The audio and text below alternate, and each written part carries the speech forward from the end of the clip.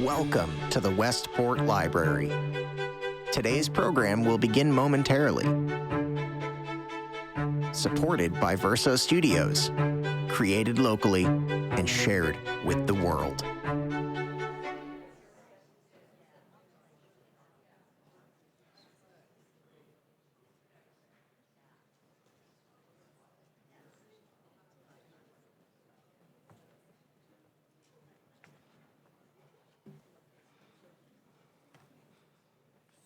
Hello, everyone, and welcome. My name is Janine Esposito, and I'm with The Hive.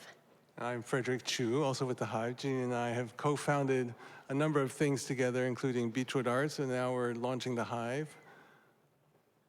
Yeah, so for those of you who don't know, until a year ago, we were Westport residents for 32 years, and we didn't move very far. It takes us actually less time to get to the center of town now than when we were at Beechwood. But when we were there, we had 110 arts immersion salons.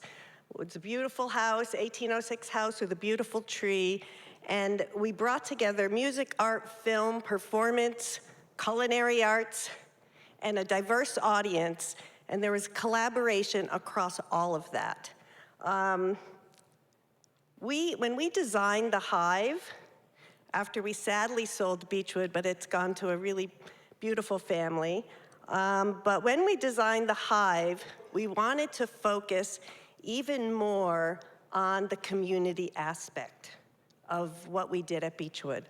Because what we found was that when you bring all of that together and you have opportunities for people to connect and collaborate, it's really something beautiful. We all start feeling like we're connected. So that's what the focus of The Hive is. We'll say more about it. Yeah, and I do want to mention that we know this place very well, this beautiful library, the Westport Library. And I remember before the pandemic, when they opened up, I helped them purchase this wonderful piano that you'll be listening to today. They've just been great partners of ours. And I was even feted at the Book for the Evening one year, and that was such a huge honor for me, a moment I'll never forget.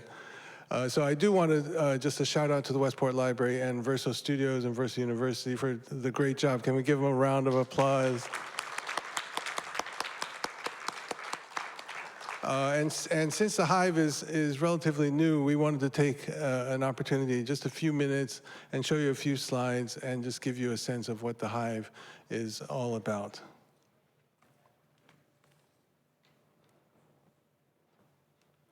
Okay, so when you're going to call your place The Hive, you better actually figure out if it has anything to do with the hive. So Frederic and I, for about a month, read up on what goes on in beehives. And as it turned out, a lot of our values embody the kind of ethos of the beehive. So it's enthusiastic collaboration, continual communication, flexibility, transformation, respect, empathy, and especially belonging. So from the values, we're on to our mission, and one of the things we thought, if we're going to be primarily about community, then shouldn't we look up what community actually means when you look up in the dictionary?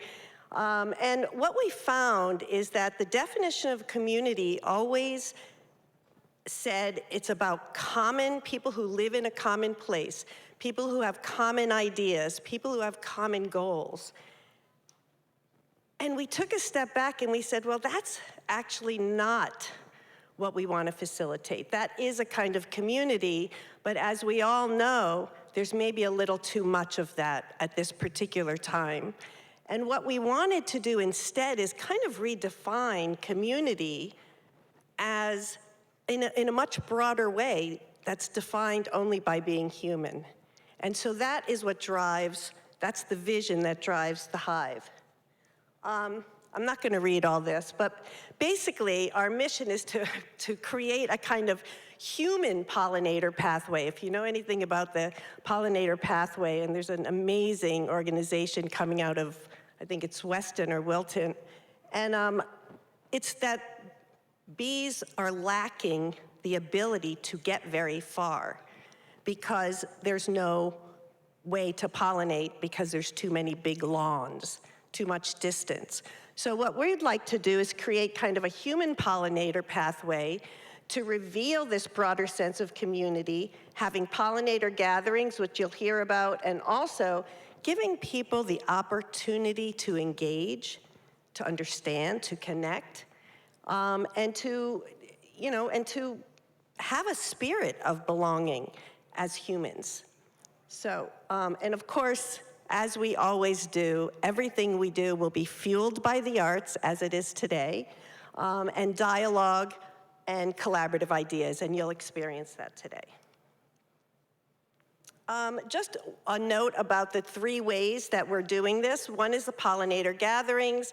That's having a smaller group of people have a conversation about a theme around being human, sharing a meal, and everyone does not come to give their opinion. They come to talk about their personal experience around a certain theme.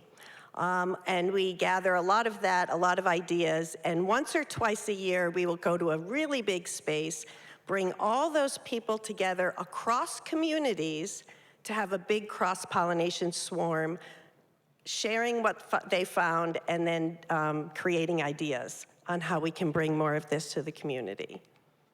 Why don't you take this? Yeah. We'll also be doing what we did a lot of at Beechwood, which are arts immersions. And we have a little bit of a different focus with these arts immersions to use them as fuel to draw a community together. And that means putting music and visual arts, performance art, culinary arts, all these things together to draw people together in their common interests around these things. We'll do things like story shares. I know a number of you were here a few weeks ago when we did our first Hive event, which was an artist story share on the theme of unexpected human pollination.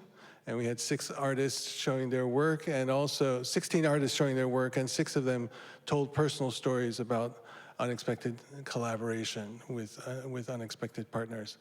We'll be doing also music shares, and the lit session is one example of that with this great piano. Of course, we're going to be enjoying piano music, but we can do music shares on all different kinds of instruments and all different kinds of music. And all of these with the sense of people coming together. You know, music used to be a real social glue, and the piano in particular. So we're going to really emphasize that aspect of the arts and music making. Okay, one last slide. This is something a lot of people who know us don't really know about us, but I've spent my entire career doing innovation with corporations way before the word innovation was used in perfume ads. And I have worked with over 45 companies, 64 libraries recently in the past years, in helping organizations really understand their communities, their customers, and using that kind of empathy map to transform the way that they serve. And so, and you might want to talk about for a minute about the DPS. And I created 25 years ago a series of workshops for performing pianists. I've opened that up to musicians, which I call deeper performance studies, which has kind of a heart, mind, body approach to peak performance. And this I developed when I was living in Paris and found myself with almost a year without a piano to practice on and needing a way to be able to work without an instrument. And so I translated a lot of the things that I did in my head, in my heart, kind of the emotional and intellectual work, into the keyboard technical study. So I've since then developed this curriculum into just a general peak performance curriculum. So we're combining Janine's work in innovation with my work in heart, mind, body performance, and putting that all under the umbrella of the Hive. So basically 3 things: pollinator gatherings, arts immersions, and workshops. That's what we're doing. So with that, I think we should start. By the way, there's a clipboard going around the old-fashioned way. If you want to be on our mailing list, write clearly and make sure you put your first and last name. Otherwise, if you want to go the high-tech route, there's what is it called? QR code. A QR code. You can tell what side I fall on. So there's a QR code, and you can just go there and sign up. Okay? I'm going to turn it over to you. All right. Thank you. And I'm going to use this mic so I'm not stuck behind the podium. I do want to talk about the piano in particular, because the piano is an incredibly important innovation in the scope of human history. It's one of the most important inventions. I would put it on the level of the printing press and even the computer, the internet, something that made music accessible to the masses. And it used to be, 200 years ago, that everybody pretty much knew how to play something on the piano. And if you gathered after dinner in the salon, then you could always find a piano duo ready to play the latest Beethoven symphony or the latest Donizetti opera in a form for piano. They had people in publishing houses lined up ready to transcribe works that were put out there, performed at the local opera or the local symphony hall. So, piano, I think, is something which people still are drawn to. And I know during the pandemic, one of the huge trends was people taking up piano lessons. I read a statistic that 43% of Americans have taken piano lessons at some point in their life. I don't know if that's pre-pandemic or post-pandemic, but that, close to half have some experience of wanting to play the piano and trying to figure out how to do that. And I would say from personal experience after my concerts, the kind of comments I get fall kind of into two categories. There's the person who comes and says, oh, your playing was so great, and I wish I could play the piano. I took lessons when I was young, but my parents didn't push me enough, so I dropped it, and now I regret that. That's one category. And the other category is somebody who comes and says, oh, I took lessons when I was young, and my parents pushed me too much. They insisted I practice all the time, and I rebelled, and I stopped playing, and now I regret it. So it's always the parents' fault, right? The parents who have to ride this very fine line right down the middle. I was very lucky. My parents rode that fine line right down the middle, and I found myself going to some of the great music schools in the world, Indiana University and Juilliard and the École Normale in Paris. And I think it's still something that people want to be able to do. An experience I had a few years ago during Hurricane Sandy when all the power went out. I know anybody who was here during that time, there was like a week without power. And after a few days panicking about how to charge phones and how to charge computers, I went into the music room and sat at the piano and just played. And the piano worked perfectly fine. And I realized this kind of sophistication, this kind of incredible tool of communication and expression was available 400 years ago. It was available 300 years ago. Bach was writing things for harpsichord that we can play on the piano. 200 years ago, Chopin was writing all of his masterpieces. And we can still play them today. So I think that's the power of music, and especially the power of the piano. We have 6 brave performers, actually 7 performers. We have a piano duo, so 7 very brave performers who are going to share their passion, what I call a passion practice, share that with you. And I'm going to just warm up the piano a little bit and also demonstrate one of the ways that we're using the technology to capture what we're doing at the Lid Session. One of the things about Lid Session is to archive what is the state of piano playing in this community. We want to see, it's kind of like oral history, except it's playing the piano. So we want to record that. This program is being recorded in the usual video and audio ways, but there's also a very special thing that this particular piano can do. This is a Yamaha Disklavier, and it can record the actual movements of the keys and pedals that the pianist is producing. And playing back a recording done on this instrument means that the keys are moving and the pedals are moving to make the strings vibrate in exactly the same way that the performer did minutes ago, days ago, years ago. There are recordings that I did in the 90s with this technology that people are still playing on their current Disklaviers. So I thought I want Janine to help me a little bit. You want to press that record button? Yeah, just go ahead and press that first. And don't press the record yet. I'm going to play a short little piece. I'm going to play a short little piece called The Swan from Saint-Saëns' Carnival of the Animals. And I'm inspired a little bit by our new place where we live, overlooking the river, where we have a swan couple that we've been watching build their nests, have eggs, have 4 little baby swans, and they're training them. And we look at them all the time and really enjoy that. So here's The Swan by Camille Saint-Saëns.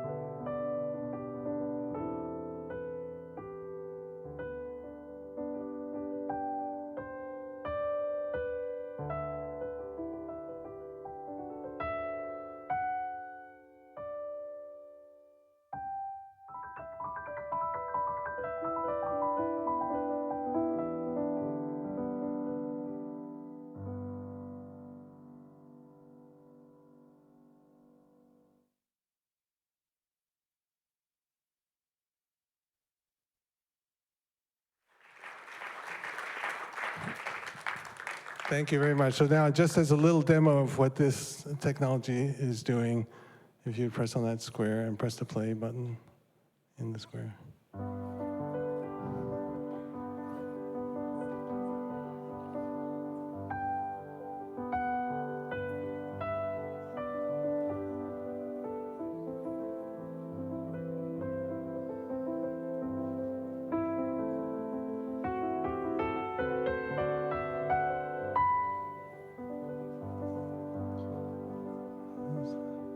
So this really captures the essence of the person who is sitting at the piano playing that. So not only video, not only audio, but also this actual kinetic kind of recording. And this is what I'm trying to do with the LID sessions in general, create an archive of who's playing piano, what are they playing, how are they playing it, to actually see and feel the presence of the people here. So we hope to have other LID sessions in this space and in other spaces to continue to build that kind of archive. All right, so let's start with the performances that we have lined up. We have, as I said, 6 performances. We're going to start off with Rafe Elkind Let me tell you a little bit. Let me tell you a little bit about Rafe. He started piano lessons about age 10 and continued through high school. He went to the LaGuardia High School of Music and Art and played clarinet there very seriously, and still a very serious clarinet player playing in a chamber group. One of his first purchases after college was a piano, and it lived in the kitchen of his Brooklyn apartment because he couldn't get it down the hall into the living room. That's dedication. He has continued to play on his own, as he says, with no particular consistency as an adult. He's a 5th grade teacher at New Canaan Country School, and he occasionally plays in middle school shares, the student talent show, but generally only plays for himself and for all of you today. And he's going to open the program this afternoon with Beethoven's Sonata, first sonata by Beethoven, Opus 2, number 1, in F minor, the first movement, Allegro.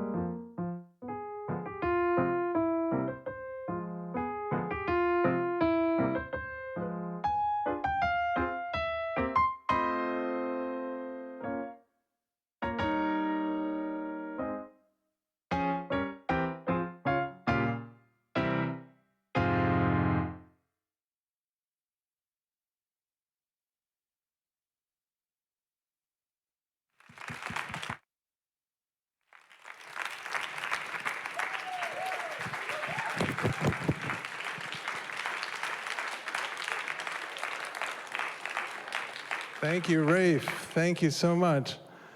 It's an interesting piece because it was Beethoven's first presentation of himself as a pianist to the general public. So it also has that kind of a fresh feeling as well from that aspect. Our next performer is 12 years old. His name is Benjamin Agard. He enjoys piano, basketball, and video games as a normal 12-year-old should. He's been playing the piano for about 6 years, enjoys both classical and jazz pieces. He's playing two pieces, the Waltz in D-flat by Chopin, also known as Minute Waltz. It's a fast-paced piece composed in 1847, so close to 200 years ago. And he's going to start with the prelude by American composer Robert Vandal, a calmer piece, and a more recent one composed in the last century. Here's Benjamin Agard, 12 years old.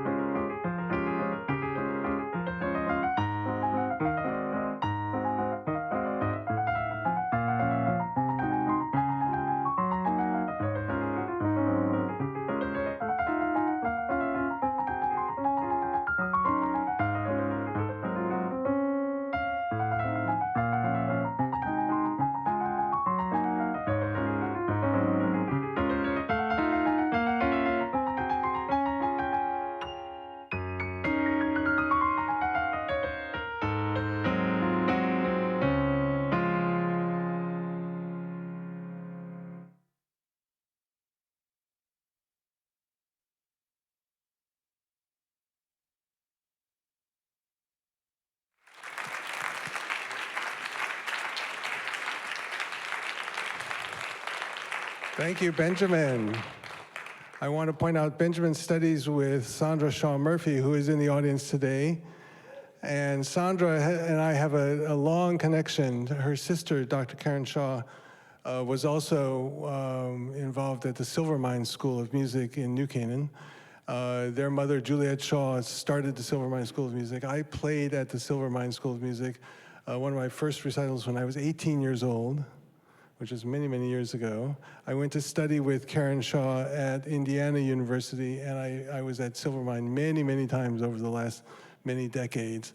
And Sandra is still running the school and teaching, and we're going to hear some more of her students a little bit later. So I wanted to just honor you, Sandra, and thank you for being here.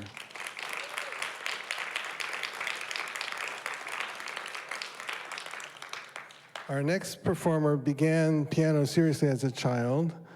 Cynthia Wallace played the Schumann Piano Concerto with orchestra for a fundraiser in Garden City, Long Island. She played the Grieg Concerto with an orchestra in Long Island when she was in her 20s. Since then, she has taken brief times off from serious playing to raise a family, but always went back to it. She has regularly played from the beginning in teachers' recitals, from grade school to adulthood, and that adulthood continues to today, if you don't mind my saying, 94 years.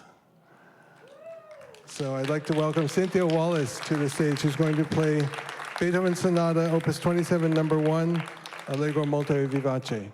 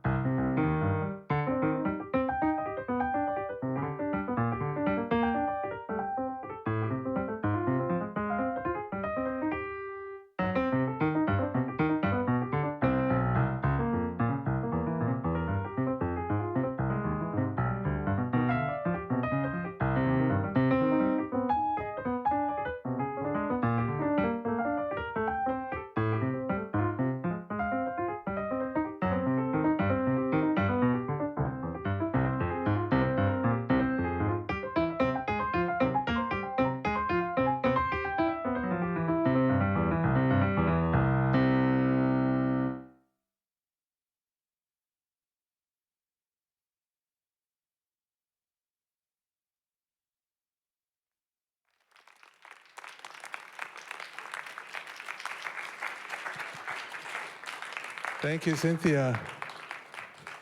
Cynthia, tell us, who is your piano teacher currently? Liang Fang Cheng in Fairfield. Oh, Saukta Congregational. Okay, all right, wonderful. Just started with her. Well, thank you. Wonderful. Thank you so much for that. One of the things that I chide TV for, especially with these historic kind of period series like Downton Abbey, The Crown, Bridgerton, is that they don't show enough piano. And we have to realize, and none of us are around 100 years ago, 150 years ago, but people back then had no TikTok, they had no YouTube, they had no Netflix. This was their Netflix. You know, playing the piano was a parlor game and entertainment and narrative at the same time. So this is kind of like the social media that kept people together, kept people communicating with each other. And people were very aware of what was being written and what was being played and who was able to play this or that. So I wanted to just emphasize that point, that we're now in the process of reliving that kind of an experience together. Our next performer is a third-generation resident of Fairfield County, Peter Nicoletti. He raised his children in Darien. He lives in Norwalk. He began playing the piano as a child and continued until college.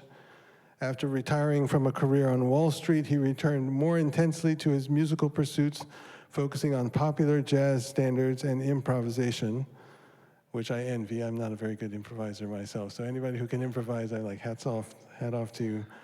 He now regularly volunteers playing piano at assisted living residences throughout the area. Here's Peter playing a jazz improv medley with All of Me, Here's That Rainy Day, Satin Doll, and Summertime. Peter Nicoletti. Thank you, Peter.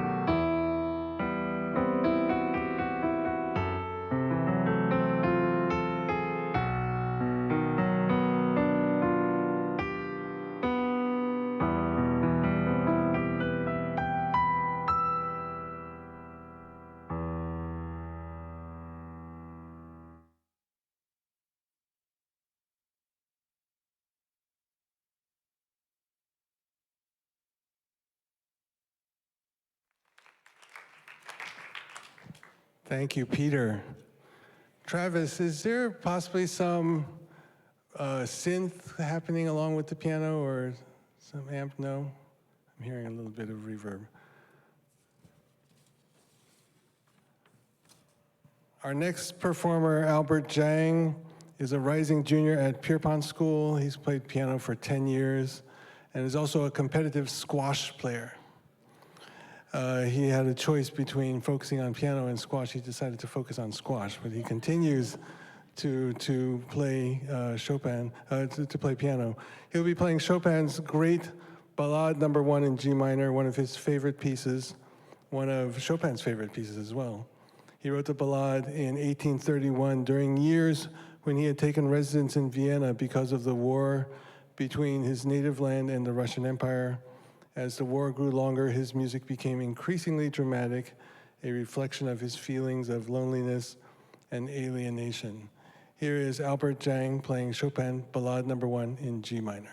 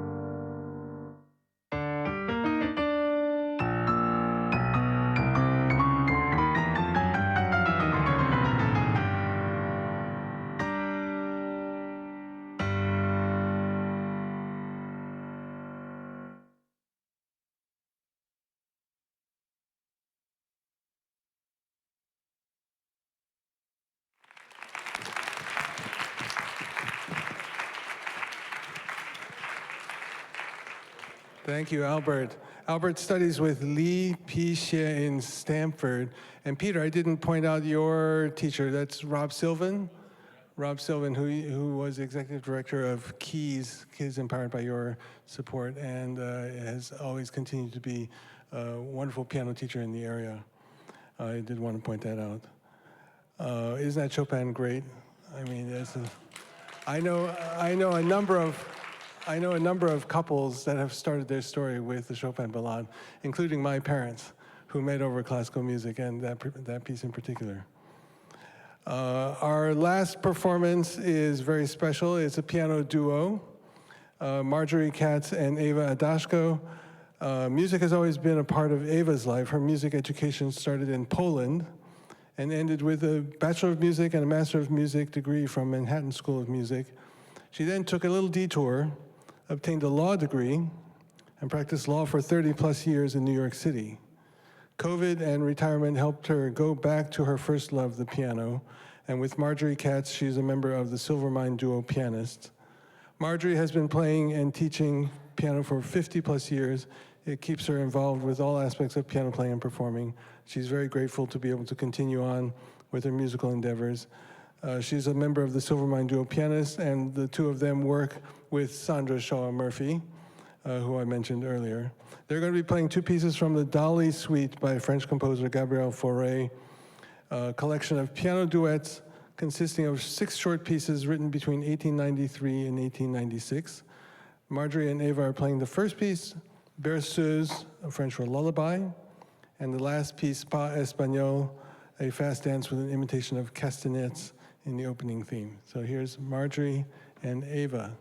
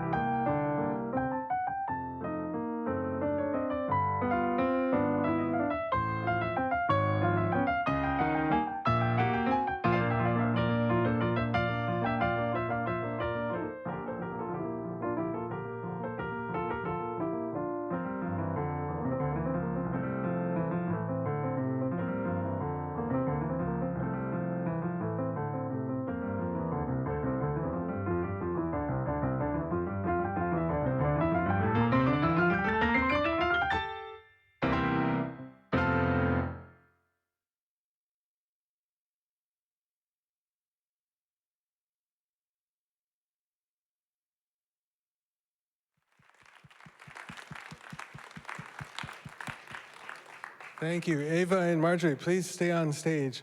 I'd like to ask all the performers to get on stage. And we're going to go to the last part of the afternoon, which is a community conversation around the idea of passion practice, which I call this a passion that you have for something and a practice that you have for something. So if all of you would just come up, who's Cynthia?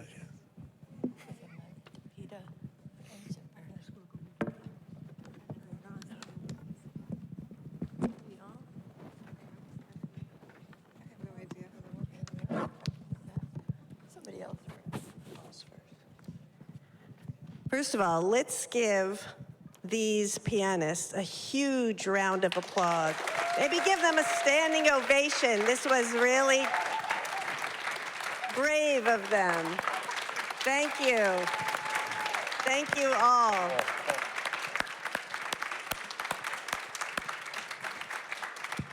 Thank you for that.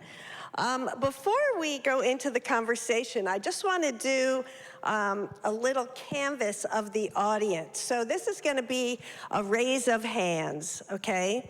So we're going to try and estimate something. So how many people in the audience actually have a passion practice that is music related?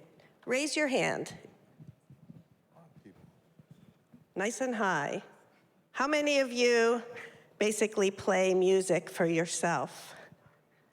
Okay, oh, we got more hands with that one.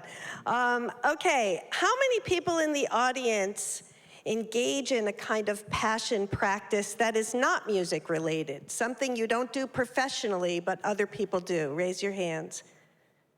Okay.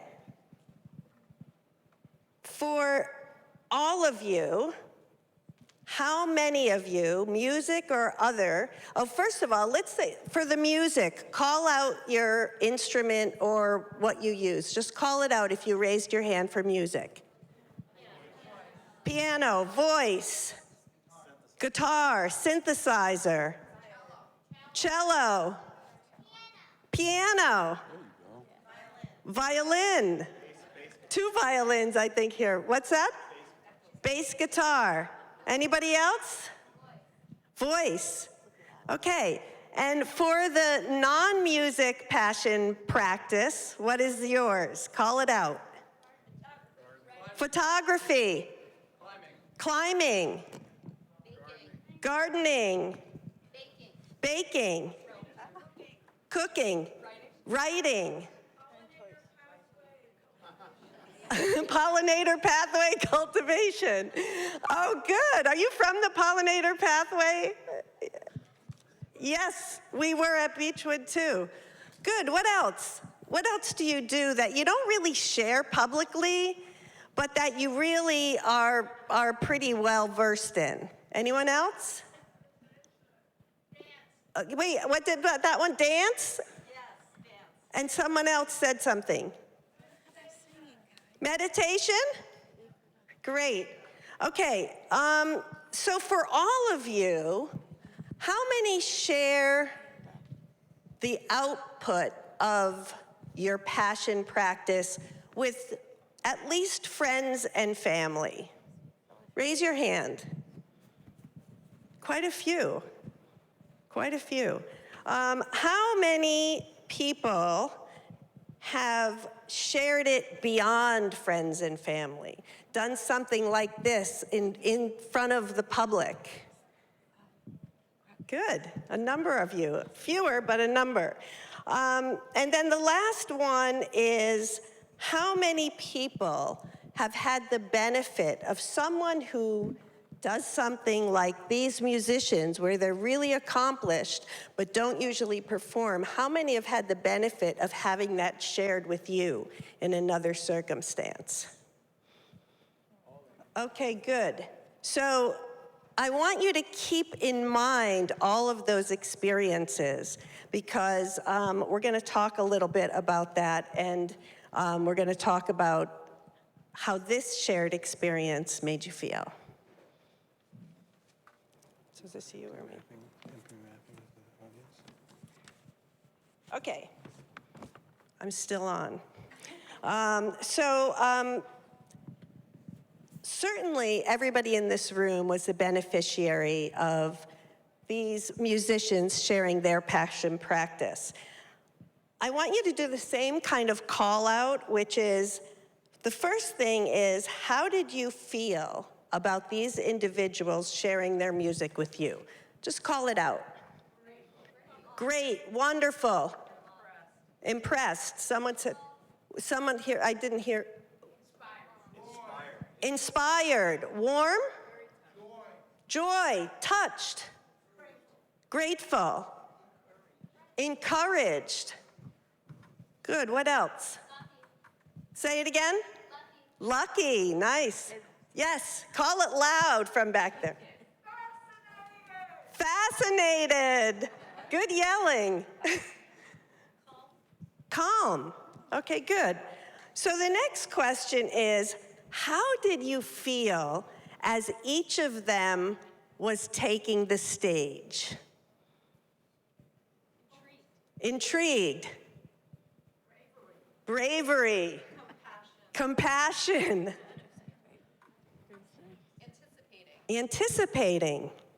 What else? As they were taking the stage, appreciation.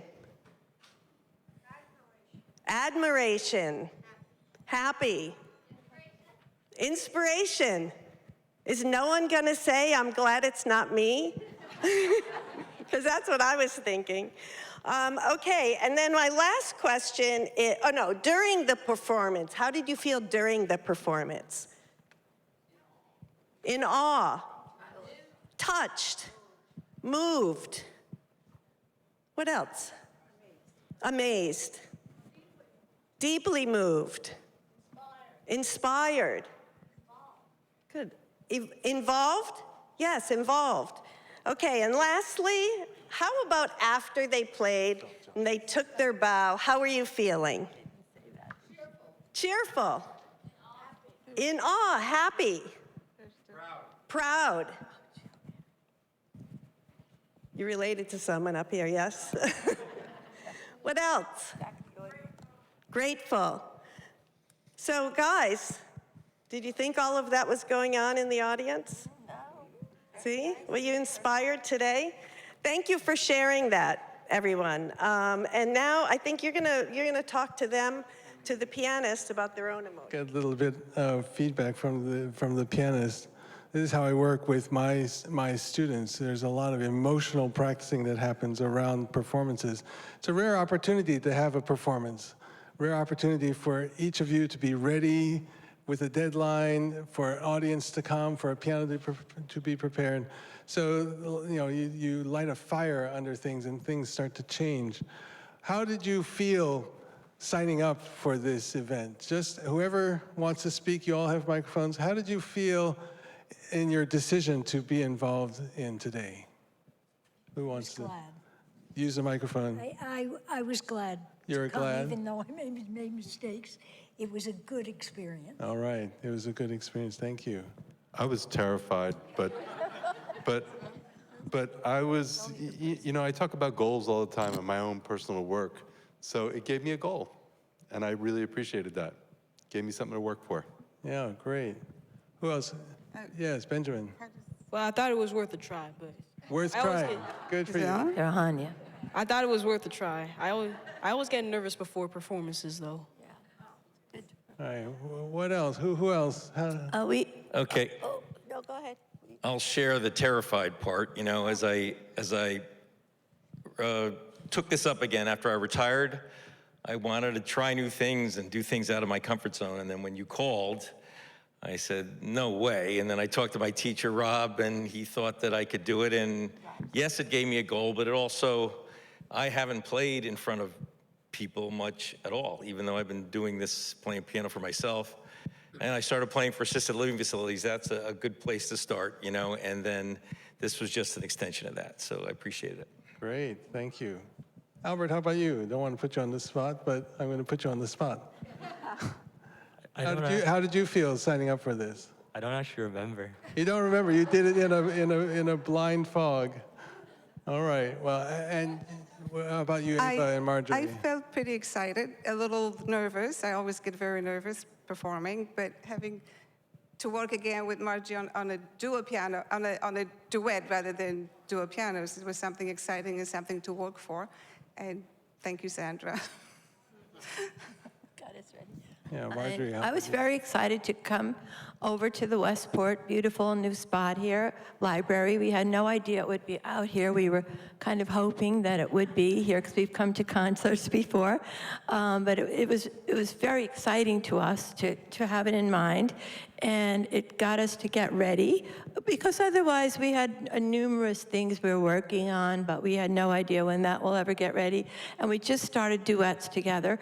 So it was like perfect timing, and we were hoping we got together, and we were very excited we enjoy working together, so it brings us very close together. We enjoy working together, doing things together, and with the other girls that we sing and dance with partially throughout the year. We have a treble maker singing group that we're with, and some of them are here, so we enjoy it, and we're very happy to see all of you here. Thank you. I'd like to ask just for each of you to share a little bit of what you feel when you are practicing, whether preparing for this or whether just generally on a daily or regular basis. How do you feel when you're sitting at the piano and practicing? Who'd like to take a first shot at that? Ava? It makes me feel actually pretty good. It makes me feel, on one hand, relaxed. On the other hand, I'm working hard because, learning the notes and the technique really isn't there. But it's something that gives me purpose. And I'm learning a new piece, trying to, analyze, figure out what to do with it. So I do enjoy it. It makes me feel good. Makes you feel good. Yeah. Yeah. You're following kind of a plan and you're executing on a plan. Yeah, yes. Get up in the morning, have my cup of coffee, and then sit at the piano and work on All right. different pieces, different things. Who else would like to share how they feel when they're practicing? Rafe. I think, in this day and age, it's so hard to focus on anything for more than just a few seconds. And I feel like it's forcing me to learn how to focus. And I really appreciate what that gives me. Mm-hmm. Who else? How do you feel when you're practicing? Benjamin. Well, it can be a hard process sometimes, but I always know that what I'm doing will help me in the end. Tell me a little more about hard process. What's hard about it? Well, it's hard to explain because sometimes I might maybe want to do something else at that time, but... Yes, and especially, yes. Let's give a round of applause for Benjamin for putting a finger on one of the main challenges, I think, especially today. I teach at Carnegie Mellon University, and I have new students coming in all the time, and I'm always amazed that there are students today who have gone through technology and all the things that can be instantly accessed. And they're here playing the piano, spending years and years doing these really difficult things, and sometimes practicing feels like you're not making progress until that, you look back like a week ago, a month ago, I wasn't able to do this. And I'm shocked, continually shocked that there are still people who will put themselves through that process. But that's what a passion practice is, I think. You have a passion for it and you practice it, right? Thank you for sharing. Yes, Marjorie. I say that with teaching, if you practice, there is a guarantee that it will get done. And people don't realize they're getting things done. It may not show at first, but if you keep going, it gets done. And your pieces come to life, and they get better and better, and it always is guaranteed to happen. I used to tell my students that, and I tell myself that. Just keep going, and you'll get your results. I mean, it may not be exactly what you wanted, but you will make progress, always. And that will take you to the next level that you can get to. Otherwise, you can stay on the same level for a long time. That's fine. There's beautiful music at every level, and you can keep assuming you'll get better and better, but just if you keep going, you will Right. get the piece finished, and Right. you will get lots of things finished. Yeah. So. You can also switch between pieces. You can pick something a little bit easier to learn, easier to master, I suppose. And then you feel like you've done something, that you can see the end product, and then you can work on something a little bit more difficult. So you have the satisfaction of doing something really well and something that is giving you a hard time, and you have to keep working at it. So Right. you just pick different pieces to practice, to Right. work on. Peter, you want to share? So I started this jazz improv, which means like different things to different people, but generally I learned like most of us, and you had an arranged piece, you put it down, you learned it, right? But I loved old music, I loved these standards, and I used to marvel at going to piano bars and listen to how guys could take a lead sheet, a fake book sheet, which is basically one note and one chords, and play it 10 different ways. And so that's what I wanted to learn, and I started, and practicing it makes me realize just how hard it was, right? I mean, it's one thing learning a piece that you could practice over and over, it's written in front of you, but to look at this thing and try to learn, you don't even know where to start sometimes. So, but also I just love this music. There are so many good songs out there to learn, Absolutely. and every time I hear one, I want to learn it, so. Absolutely. Yeah, we have to remember the piano has 400 years of history, and some of the greatest minds have written music for the piano. And then music that's not written for the piano actually can mostly be played at the piano. So there's a lot of access to everything. Let me ask you about your performance today and how you felt during the performance. Tell us a little bit about that experience. How did you, what emotions did you go through while you were here on stage? Benjamin. Well, as I was playing, I kept feeling like I was gonna mess up somewhere. Like I never felt fully confident in my playing. I know it turned out all right, but. All right. Cynthia, would you like to share? I feel as if I have it nailed at home. And I've got this.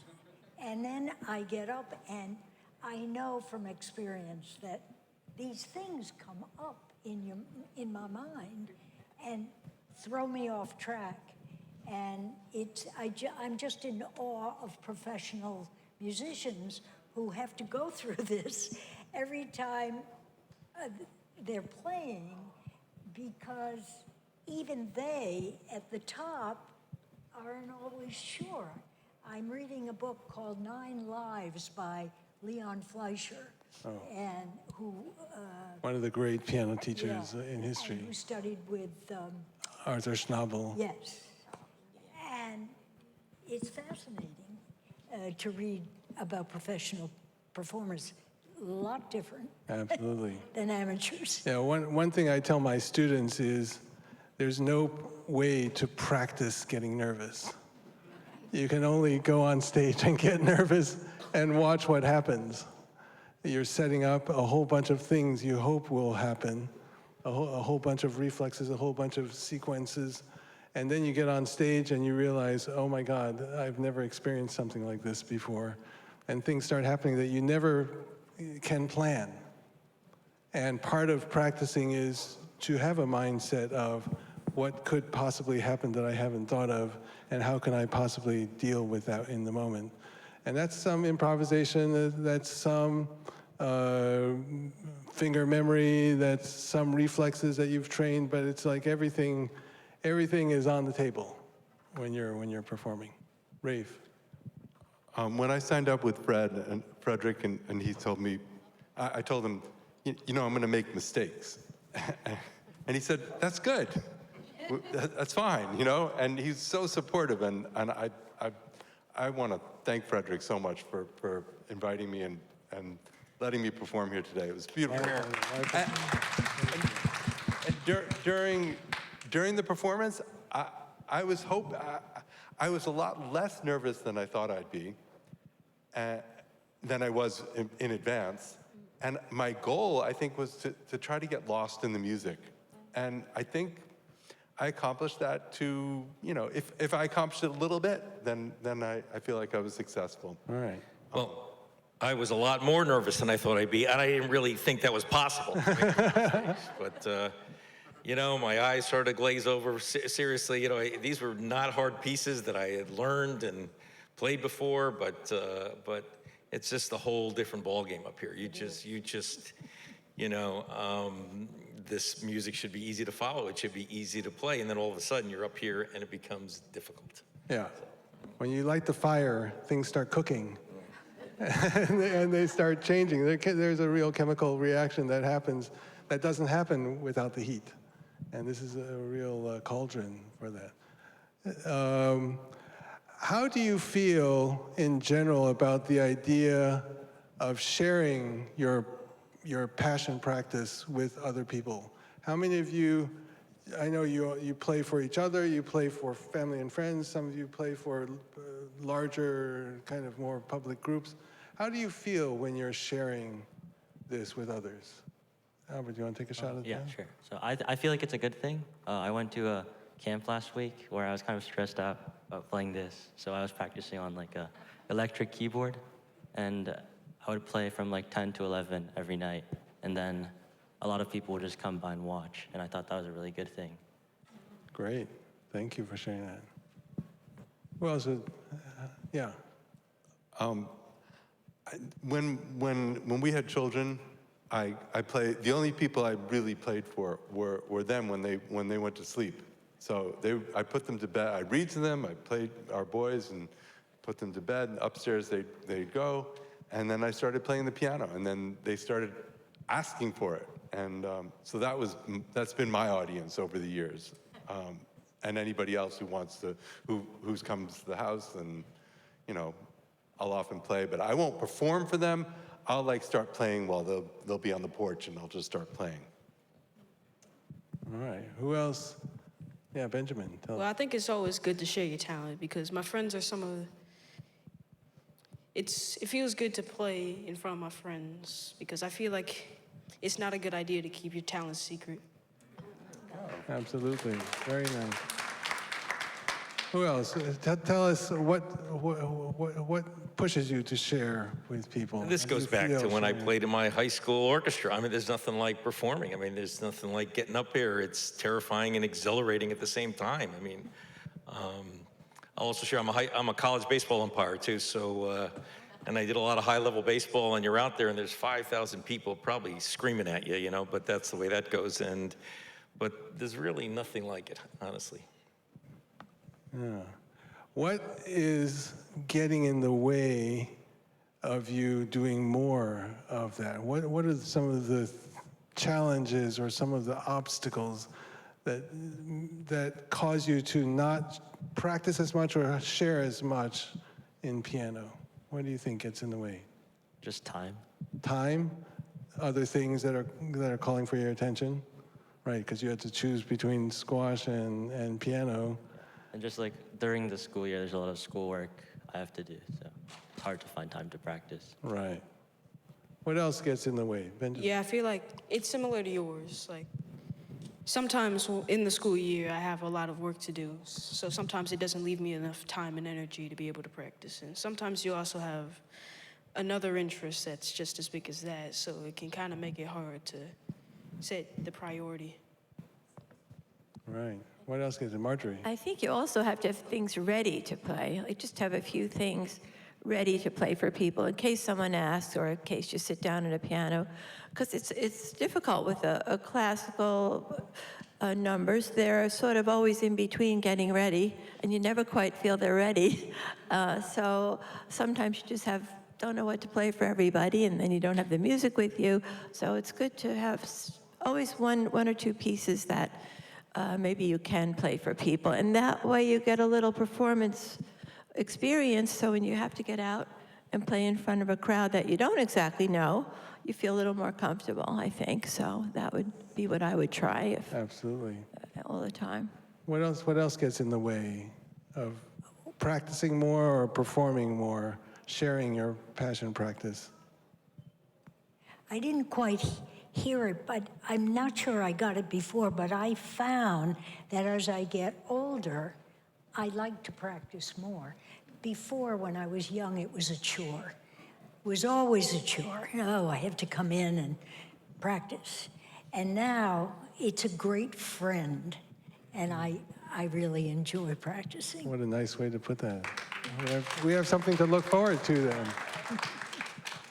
Anybody else? Marjorie? Well, there are a million distractions. It is hard to get to practice. The minute, I like to have everything done before I practice, but I can't quite wait for that to happen because there's always something I need to do. So you finally have to maybe set a time frame and say, today I'll practice at, make an appointment with my piano and go over there at 4 o'clock or whatever I decide I'll have time and actually sit down because the day goes by. And I like to practice, but I have other things that pop up. So it's really a discipline that most of us learned at a young age, and I'm sure the kids will agree that you have to get to it if you want to continue, making improvement and playing at different places. So. Right, one of the That's things one thing I'm distracted. Something I emphasize with my students as part of emotional practicing, obviously the emotional challenge of stage fright, getting on stage and being able to perform under pressure. But there's another more subtle kind of emotional challenge, which is discipline. And being able to find a way to practice when you don't want to practice. Finding a way to get yourself to the practice, even though you don't feel like it, knowing that there's going to be a long-term result from even doing another 5 minutes today when I don't want to. So that's definitely a big emotional challenge and a logistic challenge today with all the things that are calling attention. And too often, I want to say two things. Commitment's really hard, but then discipline. Too often, I want to sit down and I just want to play. But do I really want to practice? There's really a difference. Do I really want to focus on those hard parts and repeat them over and over again? Because what leads to growth is, time, repetition, practice, hard work, making mistakes, learning from your mistakes. I mean, absolutely. It's so easy to say that, but so hard to really live it. To actually live it, yeah. Sandra, yes.